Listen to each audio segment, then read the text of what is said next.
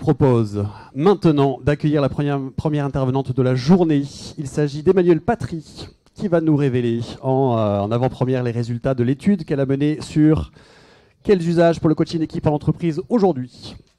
Après une étude quantitative qu'elle nous a présentée l'année dernière sur les perspectives pour le coaching d'équipe en 2022, Roderick parlait d'autoroute, c'est ce que j'ai en mémoire aussi. Emmanuelle a mené cette année une étude qualitative auprès des décideurs, des dirigeants, des dirigeantes, des DRH, DRH, pour comprendre comment il est perçu, le coaching d'équipe, comment il est utilisé aussi.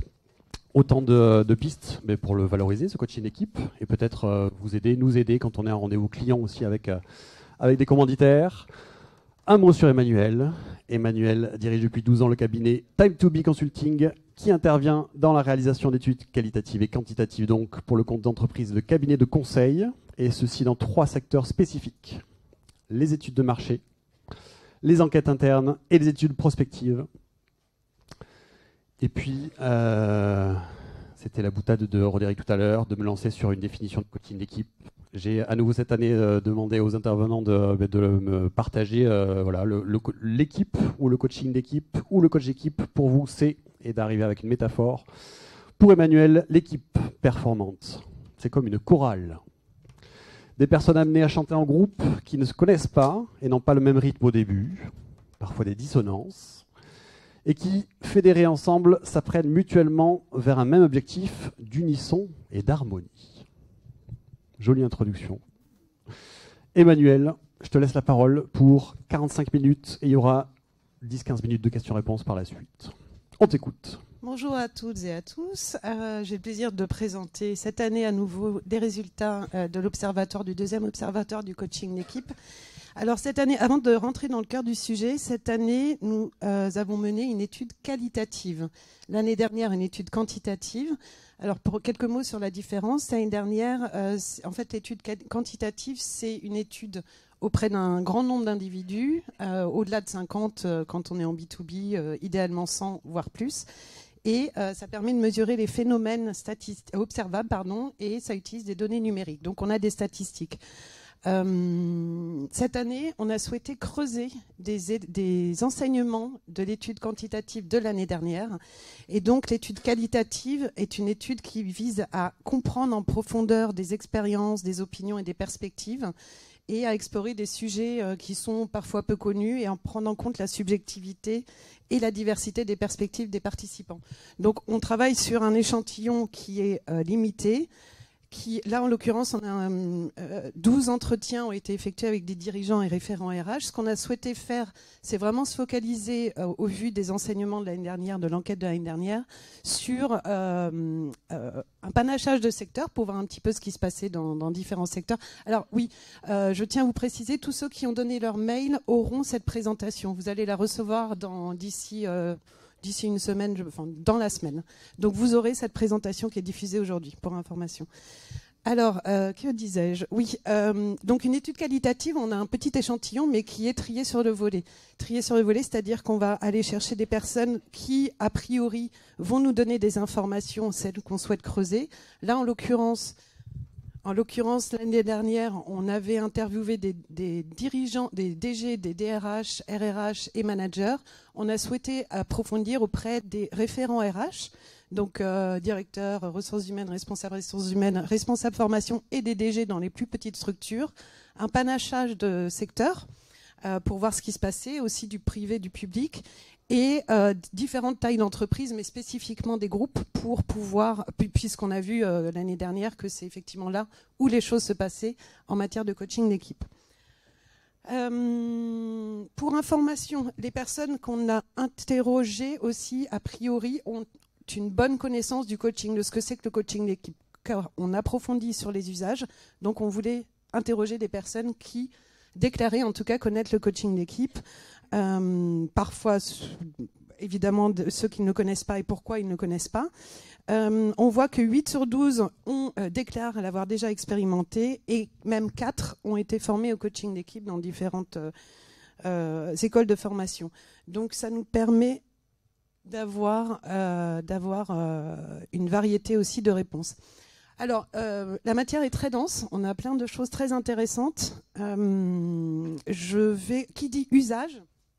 Qui dit usage, comportement, dit contexte. Donc, on va d'abord regarder dans quel contexte,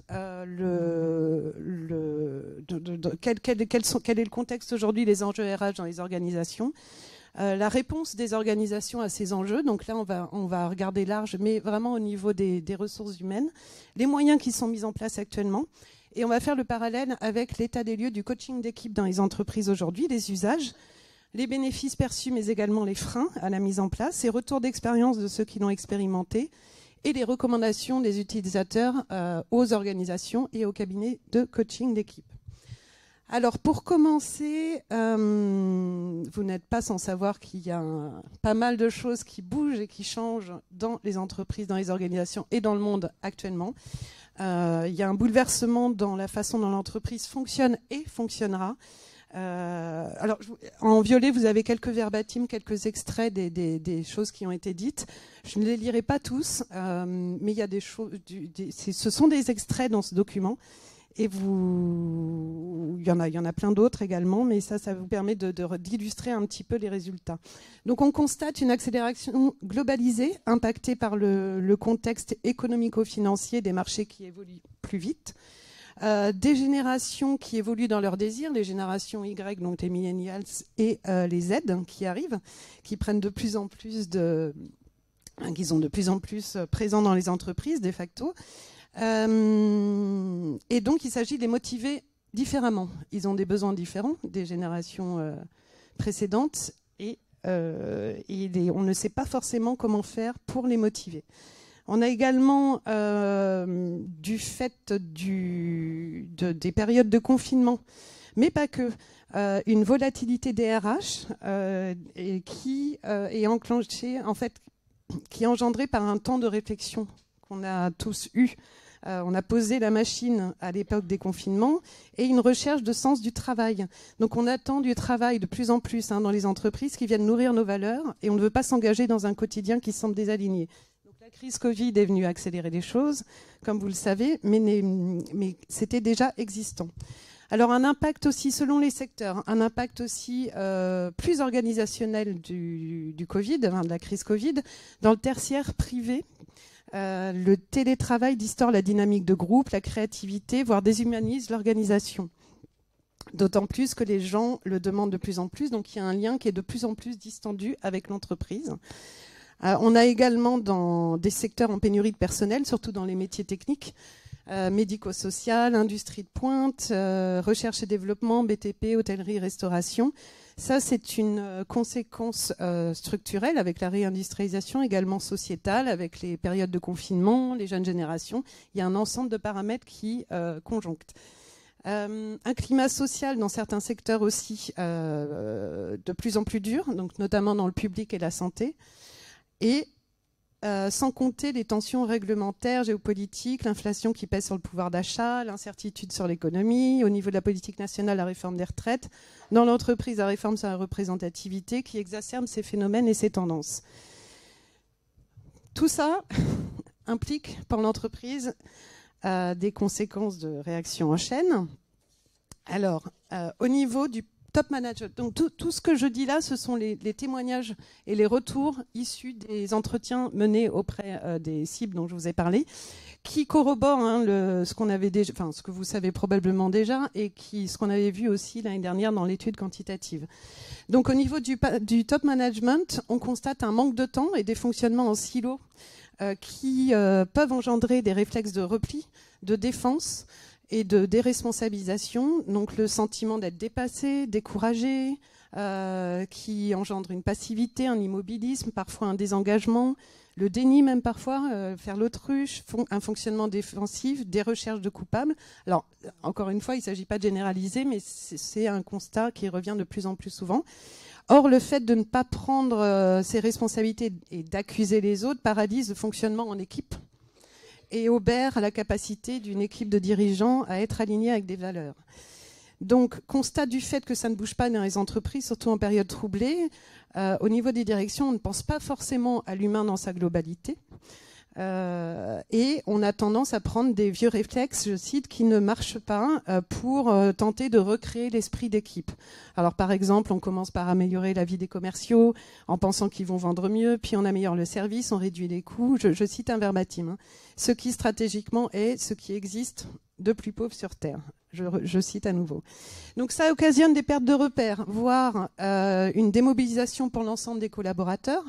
Donc un désintérêt, une démotivation, enclenchant par là même des problématiques d'attractivité et de rétention. Dans ce contexte, le référent RH a tendance à devenir l'homme providentiel, à faire tampon, ça les épuise. Il résulte que de plus en plus, ils ont le sentiment de jouer le rôle d'intermédiaire ou de médiateur.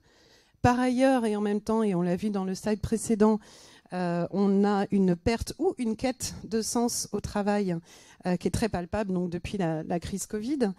Des jeunes générations, on l'a vu, qui portent le flambeau de cette nouvelle volatilité.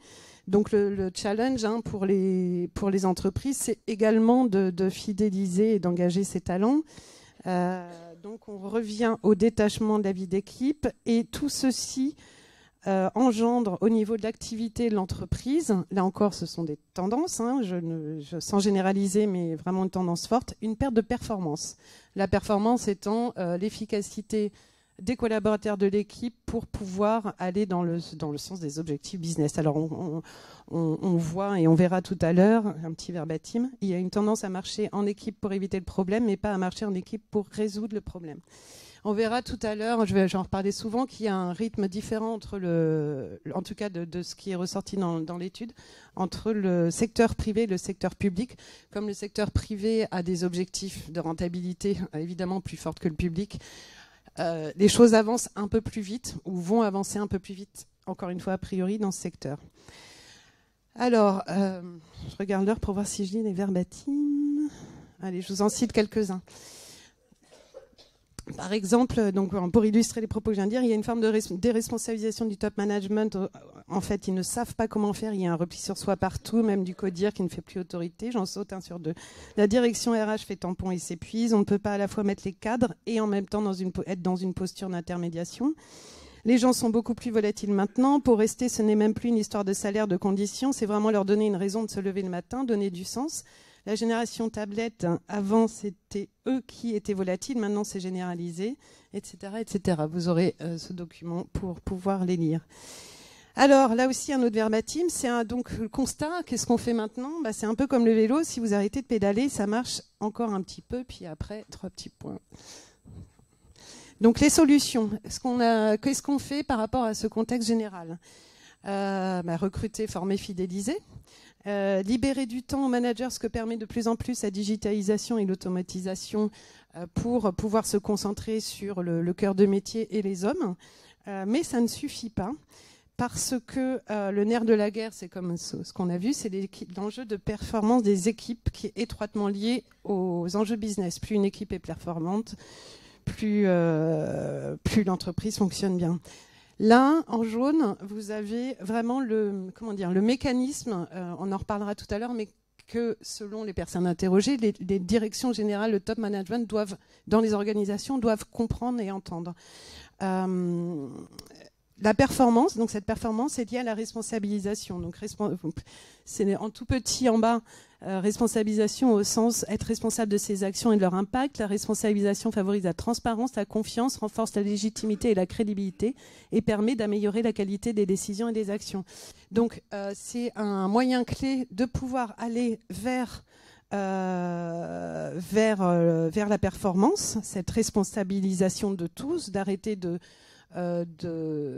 rester dans son vase clos, de critiquer, etc., mais être responsable individuellement et collectivement.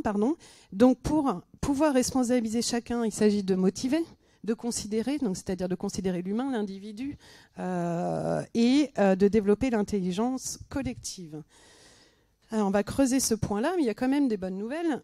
Donc c'est quand même, verbatim aussi, c'est quand même tous ces changements de fond, c'est une prise de conscience finalement positive pour l'humain. Des organisations qui, mine de rien, s'emparent de plus en plus du sujet puisqu'elles sont obligées, sinon on fonce dans le mur. Je pense qu'il reste du chemin à faire, mais une prise de conscience est en train de s'opérer. Dans le privé, qui a des enjeux de rentabilité, c'est ce que je vous disais tout à l'heure. La prise de conscience a déjà été faite, et forcément dans le public, elle est en train de se faire. Il n'y a pas le choix. Et des jeunes générations, on l'a vu, qui sont justement beaucoup plus dans ces valeurs-là, d'humain, de sens, que peut-être les générations précédentes qui n'étaient pas forcément dans ce prisme de pensée. Donc il y a un terreau, a priori, il y a un terreau fertile pour le coaching d'équipe. On va voir tout ça. Que déploient les organisations aujourd'hui pour tenter ou pour répondre à ça? Alors, là encore, des tendances, des généralités. Je ne vais pas entrer dans le détail, mais au niveau de la direction, généralement, ce sont des séminaires qui sont proposés, toujours dans une logique de cohésion, d'amélioration du fonctionnement d'équipe. On appelle ça séminaire, généralement. Là, je parle des plus grandes structures. Auprès des managers, il y a beaucoup de formations managériales sur le feedback, l'assertivité, etc., souvent animés en interne par des coachs internes, des programmes de développement dédiés aux talents et aux cadres dirigeants, souvent systématisés sur des périodes de 2-3 ans. Coaching individuel, il y en a de plus en plus, on va le voir, mais ce n'est pas encore généralisé et c'est surtout effectué par des prestataires extérieurs. De temps en temps, l'analyse de la pratique professionnelle ou du code dev. Sur l'ensemble des salariés, on a des diagnostics, enquêtes internes, climat social. En situation de conflit, on a tendance, et on verra aussi tout à l'heure, à mettre en place des dispositifs sur mesure, généralement au dernier moment, enfin, pas au dernier moment, mais en tout cas qui ne sont pas anticipés ou prévus. On le verra aussi, il y a un point important. Généralement, on gère en curatif et non pas en préventif. Donc ça, c'est un point clé que je développerai tout à l'heure. Les séminaires, le team building, il y en a de moins en moins de fait depuis le Covid. Et pour les plus petites structures, la politique de la porte ouverte. Et au niveau des collectifs, à strictement parler, collectifs et équipes, il y a des formations, des dispositifs bâtis sur mesure, des briques, comme ils disent, au cas par cas. De temps en temps, du coaching d'équipe, là aussi dans sa forme la plus pure, on en reparlera. Il y en a peu encore, à l'heure actuelle. Je dis encore parce qu'il y a probablement un développement à venir. Et ils sont très rarement anticipés. Alors, je vais rebondir tout à l'heure sur tout ce que je viens de vous dire, faire le lien, mais je voudrais passer à l'état des lieux du coaching d'équipe. Donc là aussi, dans sa forme la plus pure, c'est-à-dire un coaching qui est coaching d'un collectif qui est mené sur plusieurs sessions, il y en a peu. C'est sous-exploité. C'est surtout, comme je vous le disais, utilisé dans la majorité des cas en situation de crise, comme le coaching individuel d'ailleurs, d'après les retours que j'ai eus. Donc il y a en effet un constat généralisé. La demande de la part des supérieurs hiérarchiques arrive souvent trop tard et généralement dans un contexte de conflictualité, des équipes en difficulté de fonctionnement, des tensions qui finissent par générer des conflits, des difficultés interpersonnelles ou relationnelles. Donc le CDU, pardon, je mets des abréviations dans mes notes. Le coaching d'équipe est encore trop perçu comme un dispositif qui a vocation à atténuer les conflits. Ou alors, on y fait appel pour des créations ou consolidation des comités de direction, pour souder une équipe, pour accompagner un changement majeur dans l'organisation, et où on l'utilise en briques, plus rarement encore. Donc ça se concrétise par le fait qu'on propose des solutions de coaching, généralement du coaching individuel, comme briques dans les propositions de formation. Donc le coaching d'équipe n'est pas encore suffisamment proposé en tant que tel. Ce qui montre une méconnaissance, une méconnaissance de l'ensemble des bénéfices du coaching d'équipe. C'est tout simplement pas connu, on ne sait pas ce que c'est. Ce qui montre aussi, donc on voit qu'il y a des confusions beaucoup. Alors là, ce sont à la fois les propos, les retours des personnes interrogées et ce qu'ils ont constaté de la part dans leurs précédentes entreprises et dans l'entreprise actuelle. On a des substituts collectifs. On a tendance à le confondre avec d'autres pratiques collectives dès lors qu'un groupe est concerné. Par exemple, séminaire, team building. Je vous cite un ou deux verbatim. J'ai organisé un séminaire avec l'équipe de direction dans une logique de cohésion d'équipe et d'amélioration du fonctionnement d'équipe, donc la confusion. Ce que les responsables attendent, c'est quelque chose de l'ordre du coaching d'équipe qui ressemble parfois à du team building. Pour moi, c'est pas OK, car le coaching d'équipe, ce n'est pas du team building. Le coaching d'équipe a aussi une dimension qui est de faire en sorte que l'équipe devienne performante. On a une image diffuse également. On travaille souvent sur des individus qu'on rassemble ensuite, plutôt que de travailler tout de suite sur le groupe, sur la systémique. Donc il y a une confusion avec le coaching. Ah oui, il y a également, ils disent beaucoup coaching collectif et non pas coaching d'équipe. Ça peut être intéressant pour des axes terminologiques. Donc les démarches observées consistent d'abord à faire du coaching, souvent, à faire du coaching individuel, connaissance de soi, etc. Puis restitution lors de séminaires collectifs sur la position de l'équipe et comment on peut mieux fonctionner ensemble. Donc on constate quand même un essor du coaching individuel. De plus en plus, je ne sais pas si vous l'avez constaté vous-même, mais c'est intéressant de voir que ça prend de l'essor. Les freins aussi à la mise en place du coaching d'équipe, et on verra plus tard comment les lever. Ce qui revient très souvent, que ce soit autour du coaching d'équipe ou de manière générale, c'est que le non-engagement, la non-volonté de la direction est un frein très important. Et j'ai d'ailleurs constaté dans d'autres études sur d'autres sujets pour tout ce qui est des contextes de transformation de l'entreprise. C'est vraiment le frein clé. Et là, ça revient également ici. Car pour recréer un esprit d'équipe, il faut vraiment une vraie volonté aujourd'hui au sommet de l'entreprise pour qu'il y ait une vraie prise de conscience de tous les enjeux à tous les niveaux, ce qui n'est pas le cas selon certaines personnes interviewées actuellement. Alors ça dépend aussi beaucoup de la personne, c'est aussi une question de personnalité, de caractère, mais généralement, les personnes interrogées, et on l'a vu par ailleurs l'année dernière, il me semble, oui, l'année dernière ça a été constaté effectivement en quanti, c'est que c'est vraiment un des facteurs clés de succès, avoir l'engagement de la direction. En plus, les RH ne peuvent pas tout porter tout seuls. On a vu tout à l'heure qu'ils étaient épuisés, qu'ils faisaient tampon. Il faut donc l'engagement de la direction. Et donc pour cela, il faut les rassurer, les convaincre, leur expliquer les bénéfices, qu'ils en soient les promoteurs et qu'ils montrent l'exemple. Et là, je parle bien du top management. Le budget, évidemment, qui est un frein classique. C'est d'autant plus un frein qu'on ne connaît pas, justement, quand on ne connaît pas ou quand on ne voit pas ce que le coaching d'équipe apporte, et donc qu'on confond. On pourrait presque le mettre en première ex-aequo, mais j'ai mis en deuxième parce que si la direction est convaincue, c'est moins un sujet, voire ça ne l'est plus. Donc, pour ces histoires de budget, généralement, quand on met en place le coaching d'équipe, on a tendance à prioriser justement les dirigeants et les talents versus d'autres collaborateurs. Et il y a aussi, il m'a été dit que ça pouvait être problématique parce qu'on pouvait se sentir obligé de déployer plus largement. C'est-à-dire que si à un moment donné, on installe le coaching d'équipe auprès d'une équipe dans une grande organisation et que ça se sait, tout le monde va vouloir le faire. Et donc, côté budget, c'est compliqué. La circonspection, le scepticisme, dans une moindre mesure. Plus la taille de police rétrécit, moins c'est important comme frein. Mais c'est quand même intéressant de voir qu'on peut ne pas croire au fait que quelqu'un venant de l'extérieur résolve un problème qu'ils n'ont pas résolu, qu'ils n'ont pas réussi à résoudre de l'intérieur. Donc il faut convaincre là-dessus et peut-être dire que justement la neutralité va permettre de mieux voir. La défiance, la réserve, la peur, donc de la réticence à l'idée de se livrer, de se mettre à nu, la crainte d'être stigmatisé, ça peut être un frein. L'effet flop. La crainte d'un effet flop, c'est-à-dire la peur ou le constat que ce ne soit pas suivi d'effet, même si ça marche un temps. Donc là, on va en reparler tout à l'heure sur la démarche itérative.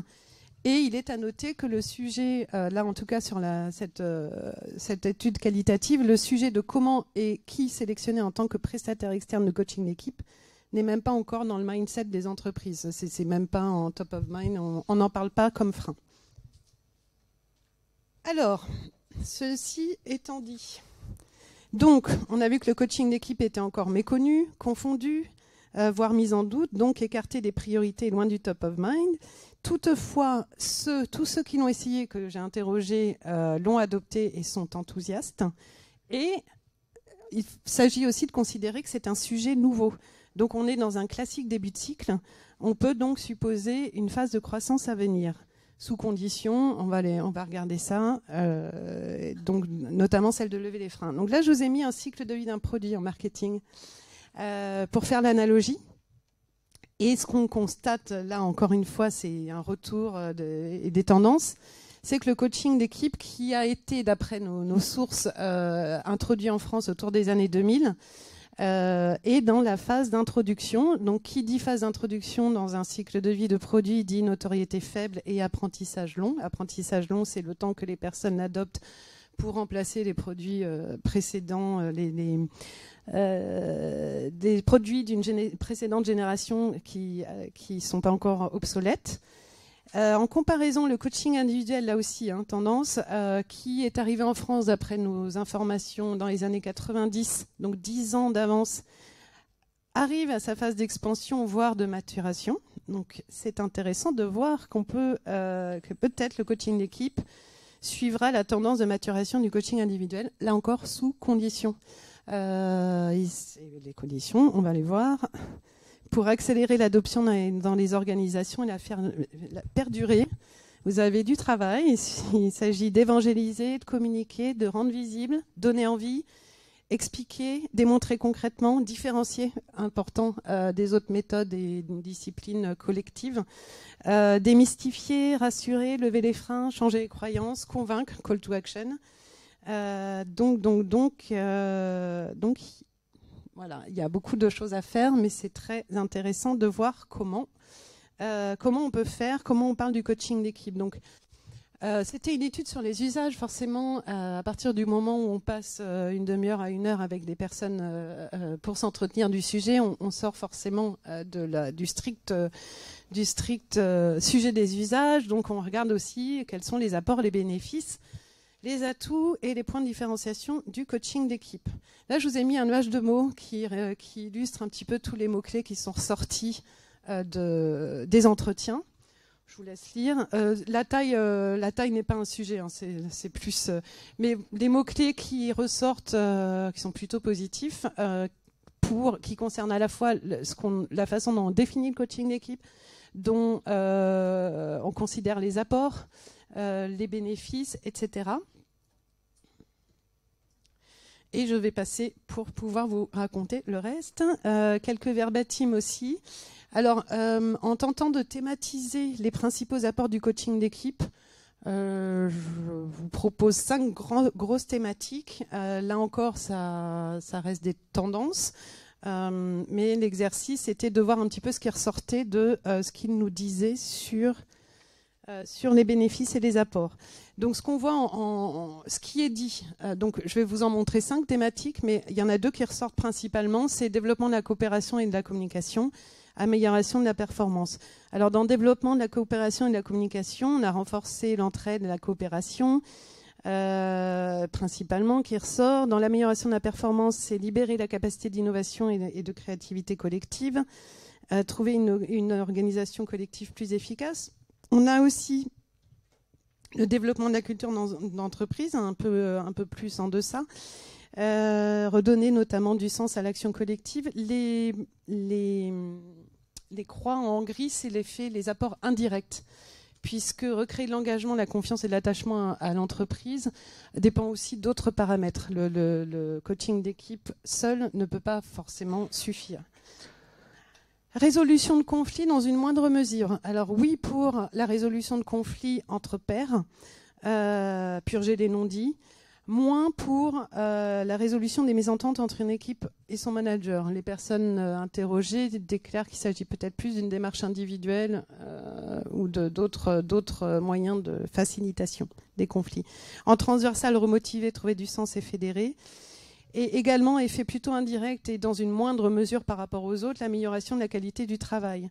Oui, ça permet de prioriser les actions stratégiques indirectement. Oui, ça permet de gérer la surcharge de travail collectif indirectement. peut-être moins seul et directement réduire la souffrance au travail et le taux d'absentéisme. Et là, je lis un verbatim. Dans tous ces points, le coaching d'équipe paraît applicable, mais il est encore plus évident quand on se rapproche de la systémique, car c'est une histoire de relation, de chacun à sa bonne place, donc enclencher l'innovation, l'efficacité, éviter les silos, générer de la confiance entre chacun. Alors, je reviens à notre sujet de tout à l'heure, sur les enjeux et ce qui se passe actuellement dans les entreprises et organisations. Il a été demandé aux personnes interrogées, comment fait-on, de manière générale, au-delà du coaching d'équipe à strictement parler. Et donc, il nous propose une feuille de route, un séquencement top-down. C'est-à-dire que l'idée, c'est de réfléchir avant d'agir déjà, et réfléchir à ce qu'on met en place et de quelle manière, dans quel ordre. Et donc, ce qui est suggéré, c'est de commencer toujours par le top management. On l'a vu sur l'engagement de la direction. Je ne vais pas revenir dessus, mais on voit que c'est indispensable pour une vraie prise de conscience de tous les enjeux à tous les niveaux. Ensuite, une fois que la direction est engagée, encore une fois, ce sont des recommandations de leur part, il s'agit de tendances, engager les managers et les cadres, donc c'est travailler sur l'environnement, l'engagement collectif, recréer du lien, recréer de la capacité à travailler ensemble, repositionner chacun au sein d'un collectif comme étant un être unique au sein de ce collectif, reconnaître les individus pour ce qu'ils sont justement en tant qu'individus, donc ça c'est le prendre soin d'eux, réfléchir à quelle reconnaissance aussi on accorde quand elle n'est pas financière, parce qu'il y a des sujets on ne peut pas forcément incentiver financièrement, notamment dans des structures ou des secteurs qui sont plus fragiles. Renforcer la communauté, ensuite donc à ce niveau-là, renforcer la communauté managériale, donc leur permettre d'adopter les mêmes postures, les mêmes cadres en termes de responsabilité, de vision d'entreprise. Donc ça, c'est un peu le B.A.-ba, je cite. Puis structurer l'accompagnement au changement, les former à identifier les risques, etc. Donc on a vraiment cette étape pour les managers en séquencement également. D'abord les rassurer, les conforter, ensuite les motiver, ensuite les accompagner et structurer cette équipe. Et après ou en même temps, motiver tous les collaborateurs. Donc, suggestion encore de la part d'une partie des interlocuteurs, régler les conflits non résolus, sensibiliser tous les salariés, leur apprendre quels sont les comportements indésirables au travail, donner envie, incentiver par la montée en compétences, donner du sens, des valeurs, former les gens, trouver des personnes qui ont envie d'être formées, d'évoluer. On les motive par la formation, je cite en vrac, attirer, retenir, se donner envie aux gens pour de bonnes raisons et avoir des pratiques qui sont en adéquation avec ce qu'on propose en tant qu'organisation. Prendre soin, ça concerne, on peut penser que ça concerne principalement les secteurs plus fragilisés, notamment avec un climat social fragile, mais ça peut concerner de plus en plus tous les secteurs. Donc on a de plus en plus de charges de travail, du stress, un peu d'anxiété. Et donc l'idée, c'est d'accorder de l'importance aux hommes qui sont dans le collectif, plus qu'on ne le faisait avant. Je cite également. Emmanuel, il va te rester 5 petites minutes. Bon. Alors, ok. Je vais passer ça. Alors, si, très important. Une fois qu'on a choisi la feuille de route, on peut choisir la méthode opérationnelle, le choix du prestat. L'idée, la finalité, c'est de rendre autonomes les équipes. Ça, c'est vraiment important. Et c'est aussi, ça, c'est une bonne pratique dans l'industrie, c'est mettre ensemble 3 styles de management de manière intelligente, qui sont le pyramidal, le transversal et le participatif. Parce que quand on est dans une situation critique, les organisations qui fonctionnent en transversal et en participatif, ça peut ne pas fonctionner dans la mesure où les gens sont perdus et c'est les RH là encore qui font tampon. Ça permet de libérer justement les RH. Si à un moment donné on a quelqu'un qui puisse prendre le relais, ça peut permettre de faire mieux fonctionner l'organisation. Là, je ne parle ni de figure d'autorité, ni de management paternaliste. C'est vraiment un fonctionnement avec ce triptyque intelligemment dosé qui permet de gérer toute situation de conflit. Et c'est indolore car le reste du temps, c'est transverse et participatif. Coaching d'équipe, comment on le diffuse dans les organisations? Alors, très rapidement, quand on est un cabinet de coaching d'équipe, qu'est-ce qu'on priorise? Vraiment, les grandes clés, c'est de bien comprendre le contexte de l'entreprise, d'avoir une approche sur mesure, d'être dans l'écoute, dans l'empathie, pas en position trop haute, ni en position trop basse, mais c'est vraiment être dans l'écoute, présenter les bénéfices, ce qu'on a vu précédemment, les indicateurs de retour sur investissement, insister sur les avantages relatifs, très importants par rapport aux autres disciplines. Un commercial sur le terrain, comme sur le terrain, c'est cette écoute dont je parlais tout à l'heure, se focaliser sur la dynamique et la systémique de groupe et non pas sur l'individu dans le groupe. Je pense que vous aurez l'occasion d'en parler au cours de cette journée. Et à nouveau, faire en sorte que l'équipe devienne autonome. Quand on est une organisation, et ça peut donner des clés à vous qui êtes cabinet de coaching d'équipe, quand on est en organisation, par quoi on commence? À nouveau, l'engagement de la direction générale, ça on l'a vu. Les référents RH peuvent être de bons prescripteurs et promoteurs de la démarche, surtout quand ils connaissent. Anticiper et préparer la mise en œuvre. Très important. Il s'agit d'expliquer aux organisations, aux DG, aux RH, que c'est important d'intégrer le coaching d'équipe en amont dans les budgets parce que c'est un coût et c'est aussi à anticiper. Donc, il est souvent nécessaire de le programmer en amont, notamment pour le mettre dans les budgets prévisionnels, les appels d'offres, etc. Le préventif, on en a parlé. On l'utilise trop quand il y a des problèmes et pas suffisamment par anticipation. Et ce qui a été dit, c'est que plus on le prévoit en préventif, meilleurs sont les résultats. Éviter les sessions one-shot, donc là c'est peut-être lié à des confusions avec d'autres méthodes, mais tous ont insisté sur le fait que l'itération, le fait de proposer des séquencements tous les trimestres généralement en coaching d'équipe permet d'ancrer les habitudes et de ne pas avoir cet effet flop qu'on a vu tout à l'heure. Ça, je passe. Alors, ça, c'est la synthèse de tout ce que je viens de vous dire. Je voudrais ainsi... Vous l'aurez. Tu me laisses encore 3 minutes, Sébastien? C'est vendu. Ok. Donc, pour résumer ce que je viens de dire, donc, on a des bouleversements de fonds qui amènent les organisations à s'adapter, car les répercussions affectent toutes les ressources humaines et engendrent des problématiques de rétention et d'attractivité et une perte de performance, qui sont des menaces pour la survie et la pérennité des organisations. L'enjeu clé, donc, on l'a vu, c'est de responsabiliser chacun en motivant et en prenant soin de l'individu, tout en développant l'intelligence collective dans une systémique vertueuse. Et les organisations, on l'a vu, s'emparent de plus en plus du sujet. En tout cas, en ont pris conscience et veulent faire bouger les choses. De toute façon, on n'a pas le choix. Donc, c'est une opportunité pour le coaching d'équipe. De l'autre côté, ce qui concerne le coaching d'équipe, méconnu et écarté des priorités, mais on a vu également que c'était un sujet nouveau dans un classique début de cycle. Ceux qui l'ont essayé l'ont adopté et sont enthousiastes, donc parce que les bénéfices répondent aux enjeux, principalement aux enjeux RH. On verra également, et ça ce sera les questions en suspens, que c'est une condition nécessaire mais pas forcément suffisante, le coaching d'équipe, pour lever ces enjeux.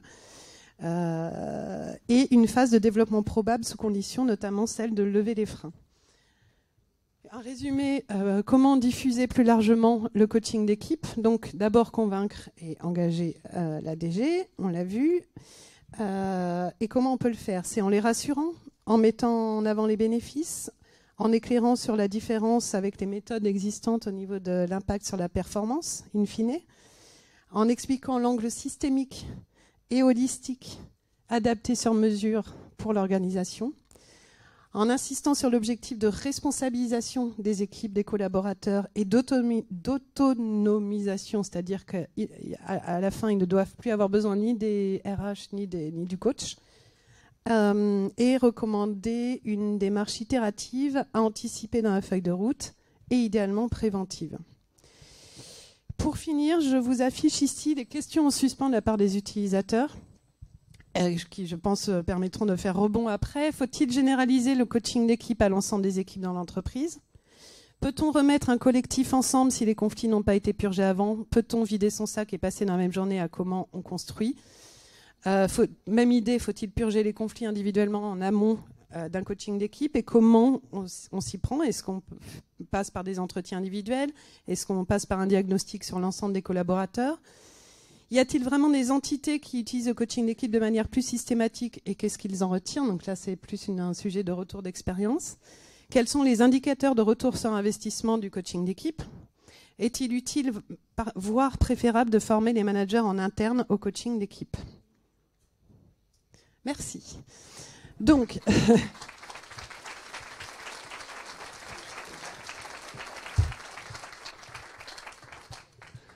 merci Emmanuel pour ce panorama des tendances de fond que vous devez sûrement aussi ressentir quand vous intervenez dans les différentes organisations. Les générations, le sens, l'hybridation du travail, pas mal de freins, mais aussi pas mal d'accélérateurs. La parole va être à vous maintenant. Faites-moi un petit signe et je vous apporte le micro. Qu'est-ce que vous avez envie de partager? On a un petit quart d'heure pour le jeu des questions-réponses. Je voulais dire deux choses, hein, si je peux me permettre. La première, c'est sur le constat de départ, sur nouvelle génération, etc. Personnellement, je relativise ça, parce que je préfère parler de nouvelles attitudes, parce que ça me paraît plus large que les jeunes générations, même s'il y a des inflexions particulières. Jeunes générations, par exemple, la RSE, jeunes générations seront plus sensibles que d'autres. Mais sinon, quand on regarde les enquêtes, les baromètres, etc., l'expérience s'aperçoit qu'au fond, on a à peu près les mêmes aspirations.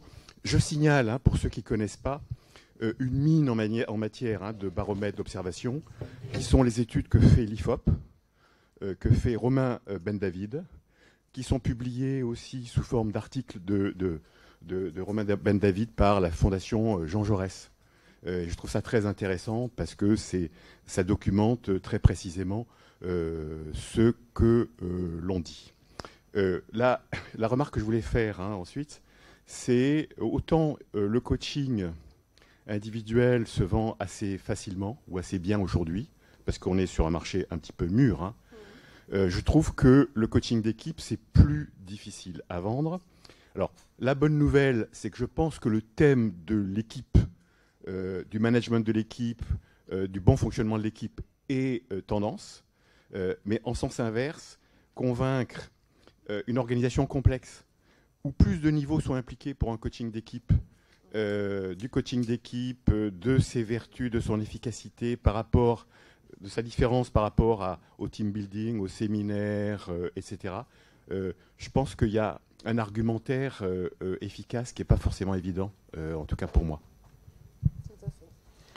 Merci pour ce partage. Je ne sais pas si tu as des éléments de réponse par rapport à ça, sur l'intergénérationnel notamment. Alors oui, je suis d'accord avec vous sur les générations. Alors c'est vrai que les millennials et les Z portent davantage ces valeurs, ces nouveaux usages, ces nouvelles envies qui peut-être se sont développées et qui ont essaimé d'autres. Et puis il y a eu des paramètres extérieurs aussi nombreux qui vont dans ce sens-là. Donc je suis d'accord avec vous sur le fait de parler de nouvelles attitudes. Après, il y a une origine, un déclenchement, un déclencheur avec, il me semble, ce qui est sociologique finalement, fondamentalement, sociétal. Alors, la pandémie a catalysé, tout à fait. Extrêmement, oui, c'est un facteur très important. Et sur les comment convaincre justement, il y a plusieurs éléments des arguments là qui peuvent être intéressants par rapport en retour d'études. C'est pas facile. C'est pas facile, effectivement, parce que les freins sont forts, notamment la partie budget et engagement de la direction. Donc c'est encore une fois une question d'évangélisation, de réassurance, et puis le plus possible, le mieux possible, leur permettre de voir concrétiser. Je sais pas, ça peut être par des ateliers de retour d'expérience, rassembler des gens qui ont essayé, et puis faire, je sais pas, des ateliers. Mais ils ont besoin de comprendre et de voir et de clarifier déjà cette histoire de coaching d'équipe et d'être convaincus et engagés. Merci pour ces éléments aussi. On a une question là-bas au fond.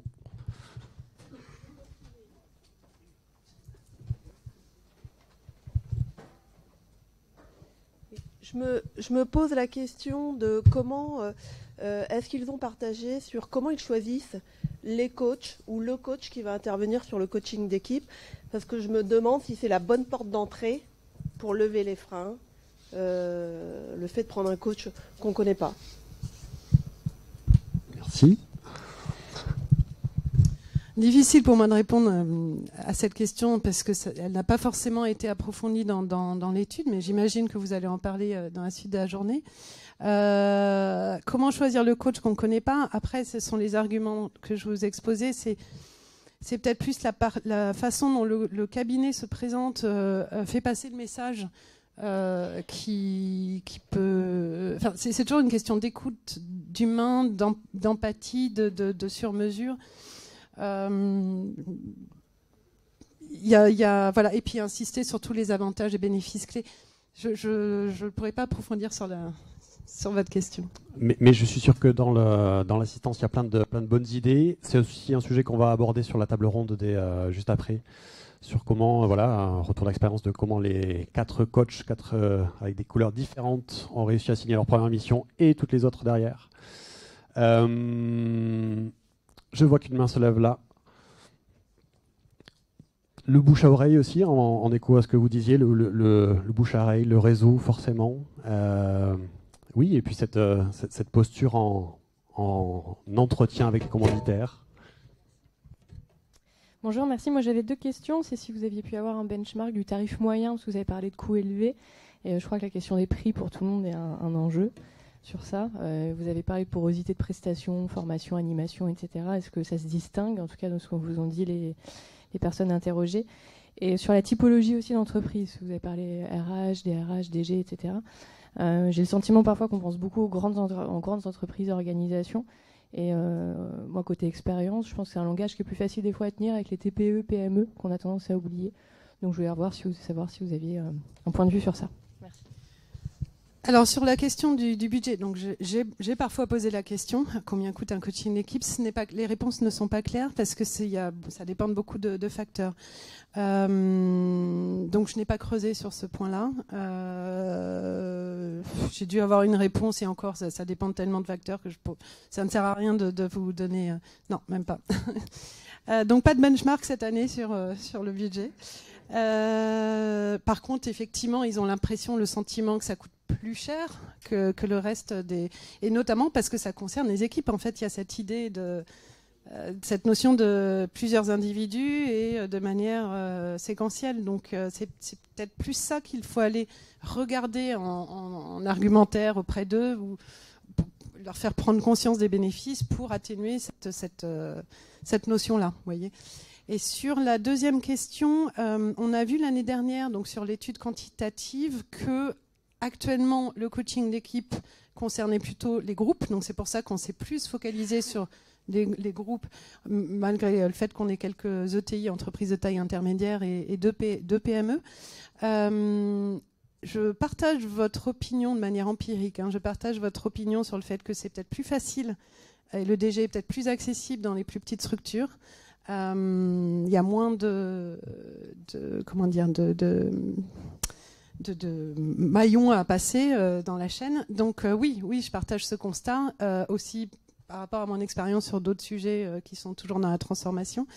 Mais donc pour revenir à l'échantillon exploité dans le cadre de cette étude, l'idée c'était vraiment de voir les usages, donc d'interroger des personnes qui a priori en faisaient et aussi de recueillir les freins de ceux qui n'en faisaient pas. Ça serait intéressant effectivement de peut-être sur les prochaines études à poser la question. Et je trouve intéressant l'éclairage que tu as apporté là sur le cycle de vie d'un produit. On est sur un marché effectivement en pleine expansion, qui n'est pas encore mature. Donc c'est aussi nos actions qui vont créer une partie des règles du jeu. Et la difficulté effectivement à positionner des prix clairs, des prix fixes, sachant que tout ce qui est du côté coaching individuel, coaching et de la formation, le parcours des talents, c'est depuis quelques années que c'est installé. Donc on connaît, il y a des règles du jeu, j'allais dire, qui sont installées. Et puis il y a pas mal de choses effectivement à créer pour positionner les règles du jeu sur le coaching d'équipe. J'ai une question là, j'ai vu une main aussi se lever là. Bonjour, merci beaucoup pour le partage de tous ces retours. Quelque chose qui me frappe dans votre présentation, c'est justement cette approche top-down que je perçois, qui revient aussi de la vision des personnes que vous avez interrogées sur comment apporter le coaching d'équipe dans leur organisation, et qui est parfois cette approche top-down un peu contradictoire avec ce qu'on essaye de faire. Donc là, j'aurais un peu votre point de vue là-dessus. Est-ce que vous avez senti malgré tout une certaine ouverture à expérimenter différemment ce changement, même culturel, des organisations? Merci. Je veux bien que vous gardiez le micro. Expérimenter différemment, ce serait quoi? C'est quoi les autres approches que vous évoquez?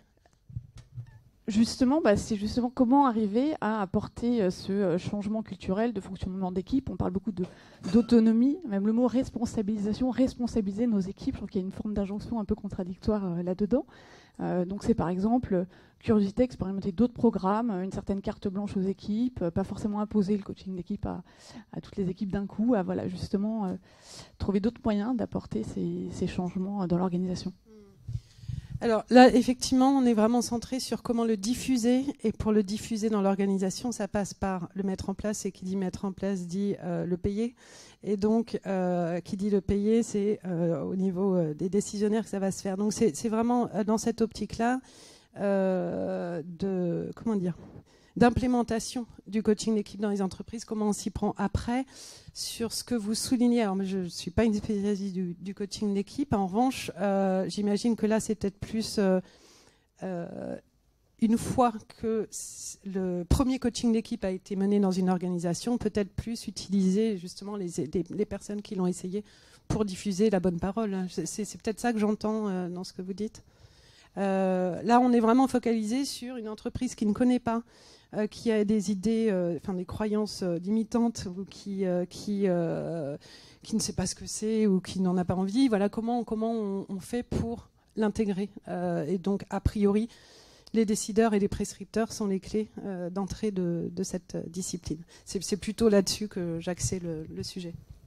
Et merci pour les pistes créatives. Effectivement, dans les règles du jeu à définir, il y a aussi cette idée d'arriver avec des processus itératifs. Qu'est-ce qui marche moins bien, tout en respectant notre couleur de coach d'équipe aussi chaque fois, mais et d'avoir une ambition collective pour pousser des termes, pour pousser des formats, pour pousser et aussi pousser le sur-mesure, parce qu'on est tous conscients, je pense que c'est quelque chose d'important.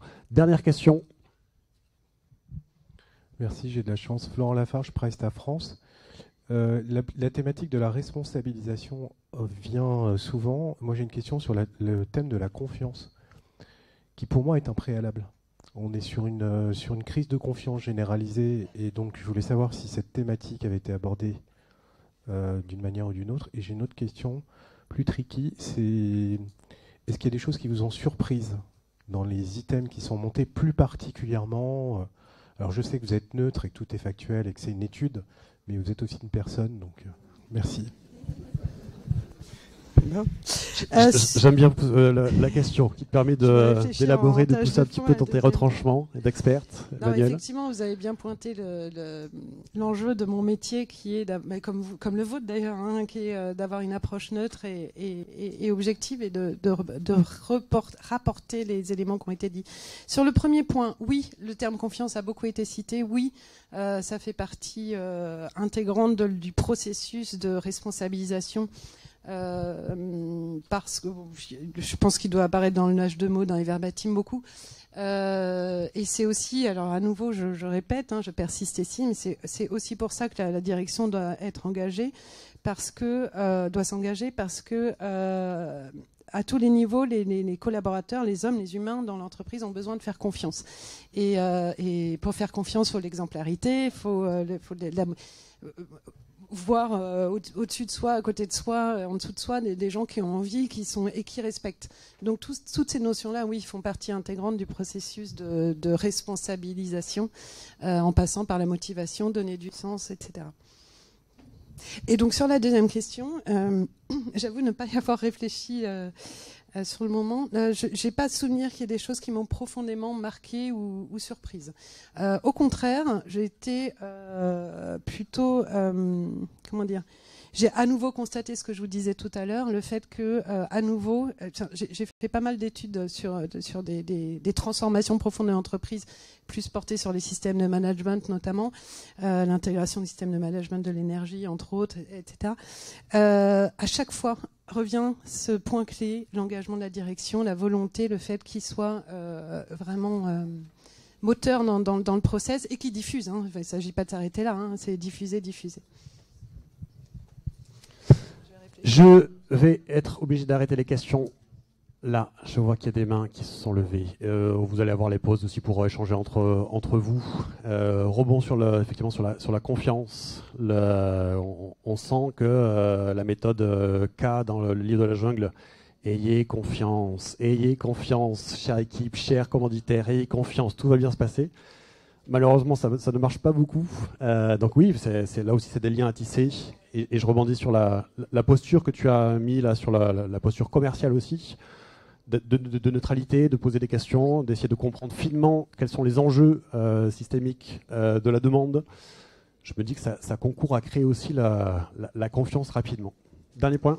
Oui, juste, je vais malheureusement devoir partir après la pause, mais si vous voulez discuter plus longuement du sujet, voilà mes coordonnées, et vous aurez à nouveau le document dans les jours qui viennent, ce document-là. Merci. Merci Emmanuel.